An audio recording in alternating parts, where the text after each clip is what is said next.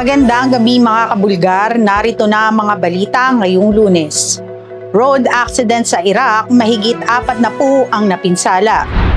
Hindi bababa sa 21 ang nasawi habang 19 naman ang sugatan na pasahero at ang iba ay kritikal sa pagbangga ng bus malapit sa Southern City ng Nasiriyah nitong Linggo, June 7. Ayon sa mga otoridad, nawala ng kontrol sa manibela ang driver at nag-overturn ito na naging sanhi ng aksidente. Kilala ang mga kalsada sa Iraq bilang accident-prone, poor road conditions at kulang sa traffic regulations na nagiging sanhi ng mga aksidente. Patuloy pa ang investigasyon sa nangyari. 7.8 magnitude na lindol binulabog ang Sarangani. Para sa Boses na Katotohanan Magbabalita, Brian Kidzon. Binulabog ng 7.8 magnitude na lindol ang bahagi ng Maasim Sarangani nitong Lunes ng umaga, June 8. Umabot hanggang intensity 7 ang ilang bahagi ng Mindanao, habang instrumental intensities naman ay umabot sa intensity 8 na nagdulot ng mga pinsala at inaasahan na aftershocks matapos ang lindol. Nagtaas naman ng tsunami alert ang ahensya mula 7:37 hanggang 9:37 kaninang umaga ang mga nasa probinsya ng Mindanao kasama ang Sarangani, Davao Occidental, Tawi-Tawi, Sulu, Basilan, Zamboanga del Sur, Zamboanga Sibugay, Sultan Kudarat, South Cotabato. Suspendido naman ang unang araw ng pasukan sa nangyari. Nagbubulgar, Brian Kidzon. DOH nagbabala sa banta ng wild disease. Para sa Boses na Katotohanan Magbabalita, Jenny Albason. Nag-issue ng advisory ang Department of Health sa publiko patungkol sa waterborne diseases, influenza-like illnesses, leptospirosis and dengue o kinilala bilang wild habang pausbong na ang rainy season. Kumakalat ang waterborne disease sa mga kontaminadong tubig habang sintomas naman ng influenza illness ang lagnat, ubo at kati-kati sa katawan. Bukod dito, nagbahagi ang ahensya ng mga hakbang tulad ng 40 na taob, taktak, tuyo at takip upang matanggal ang pinamumugaran ng mga lamok. Nagbubulgar, Jenny Albason. Kontratistang si Curly Descaya, inaresto na ng CIDG. Para sa Boses na Katotohanan Magbabalita, RJ Atoralde. Arestado na ang kontratistang si Pacifico Curly Descaya matapos magsampa ang Office of the Ombudsman ng warrant of arrest kaugnay sa kinasasangkot nitong maanomalyang flood control project sa Bulacan. Nakatakdang humarap si Descaya sa Malolos Regional Trial Court upang harapin ang mga kasong kinasasangkot nitong malversation at falsification of public documents kaugnay sa flood control anomaly. Namataan din si Descaya na merong sling sa kanyang kaliwang braso. Ayon naman sa kanyang defense attorney, ito ay dahil sa nakarang operasyon ni Descaya sa kanyang right shoulder tendon. Nagbubulgar, RJ Atoralde.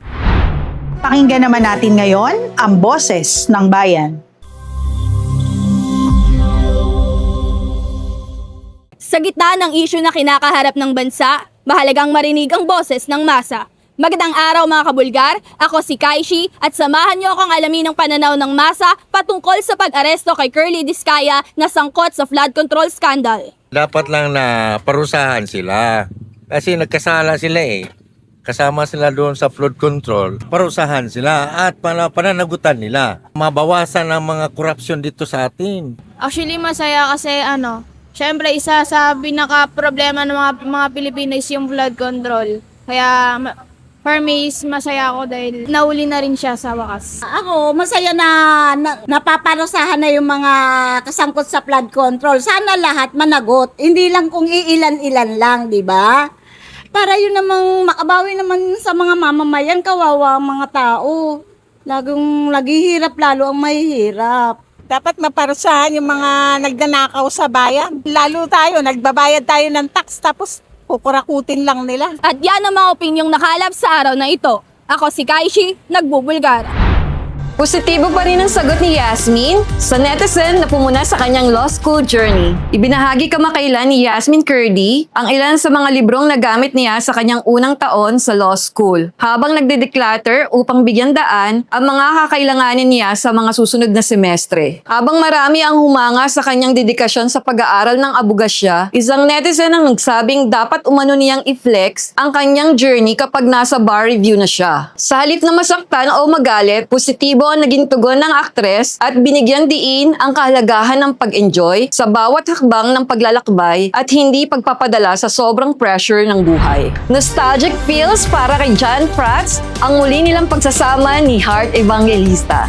Para sa Boss ng Katotohanan, narito si Mabel Deron. Naging nostalgic para kay John Prats ang muli nilang pagsasama ni Heart Evangelista sa music video ng kantang Teka Lang ni TJ Monterde. Sa isang Instagram post, nagpasalamat si John kay Heart sa pagtanggap sa proyekto na muling nagbigay sa kanila ng pagkakataong magsama sa harap ng kamera. Matapos ang maraming taon, muling nag-cruise ang landas ng dating love team sa isang special na proyekto na ikinatuwa ng kanilang mga taga-suporta. Dahil sa kanilang reunion, muling nagbalik ang maraming alaala mula sa panahon na isa sila sa pinakasikat na love teams noong 20s. Nagbubulgar, Mabel Vieron.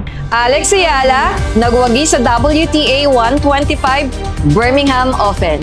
Para sa Boss ng Katotohanan, narito si Miguel Banaag. Matagumpay na nakuha ni Filipina tennis player na si Alex Ayala ang Birmingham Open title matapos talunin sa finals si Nikola Bartunkova ng Czech Republic nitong linggo. Bigumang makuha ni Ayala ang unang set mula sa kamay ni Nikola nang magtapos ito sa score na 5-7. Bumawi naman agad si Ayala nang dominahin ito ang ikalawang set sa score na 6-3. Nagawa pang makapagtala ng 2-1 lead ni Nikola para sa ikatlong set, ngunit hindi nagpatinag si Ayala at agad nitong nabawi ang lamang sa 4-2 lead. Patuloy pa rin sa bakbakan ng dalawang atleta sa third set hanggang sa mag 5-5 tie ang score. Hindi na hinayaan pa ni Ayala na makabawi ang kalaban at tuluyan na nitong tinapos ang huling set sa score na 7-5. Sa huli, tuluyan nang itinanghal si Alex Ayala bilang kampiyon para sa WTA 125 Birmingham Open 2026. Nagbubulgar, Miguel Banaag.